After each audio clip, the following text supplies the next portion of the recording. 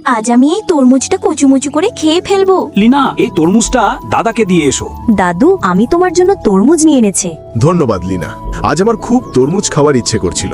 কিন্তু এ কি, দাদা শুধু বাসি ভাত খাচ্ছিলেন। এখন আমি তাড়াতাড়ি গিয়ে দাদার জন্য কিছু মজাদার খাবার নিয়ে আসি। গরম গরম মোমো, তার সাথে দেশি মাল, আজ তো সেই মজা হবে। লিনা, তুমি কোথায় ছিলে? আমি গরম গরম মোমো বানিয়েছি। লিনা, তুমি আমার মোমো চুরি করে কোথায় নিয়ে যাচ্ছ? এই দুষ্টু মেয়ে আমাকে শান্তিতে খেতেও দেয় না। যাক, এই একটা মোমো বেঁচেছে, এটা খেয়েই থাকতে হবে। দাদু, এই নিন গরম মোমো খান। আরে, দাদুর তো জুতাটা ছিঁড়ে গেছে। এখন তো আমার দাদুর জন্য নতুন একটা জুতা কিনতে হবে। সে ঘরে গিয়ে নিজের এটিএম বাক্স থেকে টাকা বের করে দোকানের দিকে রওনা হলো। লিনা, কোথায় যাচ্ছ টাকা নিয়ে? দাদার জন্য জুতা কিনতেই হবে।